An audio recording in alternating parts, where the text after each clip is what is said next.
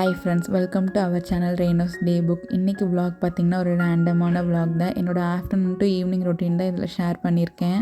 Afternoon routine தான் எடுக்க போகிறோம். ஸோ ஃப்ரெஷ்ஷாக குளிச்சுட்டு எடுப்போம் அப்படின்னு சொல்லிட்டு ஃபஸ்ட்டு குளிச்சுட்டு வந்துட்டேன்.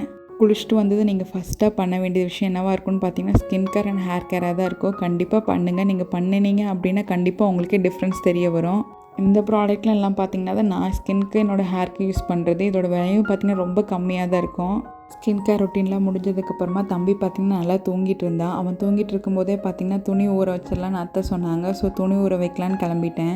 நாங்கள் துணி ஊற வைக்கலான்னு போகும்போதே பார்த்திங்கன்னா கரெக்டாக நல்லா மழை வந்துருச்சு. யாருக்கெல்லாம் இந்த மாதிரி அனுபவம் இருக்கான்னு கீழே கமெண்ட் பண்ணுங்கள். சரி அப்படியே லன்ச் சாப்பிட்றோம் அப்படின்னு சொல்லிட்டு இன்றைக்கி லஞ்சுக்கு பார்த்திங்கன்னா சாப்பாடு, சாம்பார், பொரியல் கூட அப்பளம் தான். இதே தான் ஹஸ்பண்ட் லஞ்ச் பாக்ஸ்க்கு பேக் பண்ணி கொடுத்தேன். கண்டிப்பாக நாளைக்கு வீடியோ பார்த்திங்கன்னா லஞ்ச் பாக்ஸ் வீடியோ தான் வரும். மழை பார்த்திங்கன்னா ஃபஸ்ட்டு லைட்டாக தான் வந்துச்சு. அப்படியே பார்த்திங்கன்னா நிறைய வர ஆரம்பிச்சிருச்சு.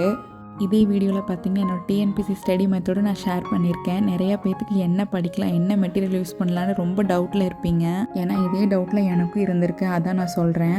நான் பார்த்திங்கன்னா இப்போ வீட்டில் இருந்ததை படிக்கிறேன். இப்போ பார்த்திங்கன்னா குரூப் 2 எக்ஸாம் பார்த்திங்கன்னா கால்ஃபர் பண்ணியிருக்காங்க. செப்டம்பர் 14 பார்த்திங்கன்னா எக்ஸாமு. நீங்கள் இப்போ எக்ஸாம் படிச்சுட்ருக்கீங்க அப்படின்னா கண்டிப்பாக அதிகமான இம்பார்ட்டன்ஸ் மேக்ஸுக்கும் தமிழுக்கும் கொடுங்க. மோஸ்ட்லி எல்லா ஸ்கூல் புக்ஸையும் கலெக்ட் பண்ணி வச்சுக்கோங்க. பிடிஎஃபாக படிச்சிங்க அப்படின்னா உங்களுக்கு ரொம்ப சிரமமாக இருக்க மாதிரி இருக்கும். ஸ்கூல் புக்கு கூட மற்ற சப்ஜெக்ட்க்கு பார்த்திங்கன்னா நீங்கள் மெட்டீரியல்ஸ் வேறு எதுவும் யூஸ் பண்ணலாம். நான் பார்த்திங்கன்னா மோஸ்ட்லி டேஃப் அண்ட் சுரேஷ் அகாடமியோட வீடியோஸ் தான் பார்ப்பேன். அவங்க மெட்டீரியல்ஸ் தான் இப்போ நான் படிச்சுட்ருக்கேன். இதில் பார்க்குறப்ப எனக்கு கொஞ்சம் ஈஸியாகவும் புரிகிற மாதிரி இருக்குது. அதனால இப்போ இது தான் நான் ஃபாலோ பண்ணிகிட்ருக்கேன். இது மட்டும் படித்தா பத்தாது, மோஸ்ட்லி நம்ம நோட்ஸ் எடுத்து படிக்கணும். அதுதான் நமக்கு பெட்டராக இருக்கும்.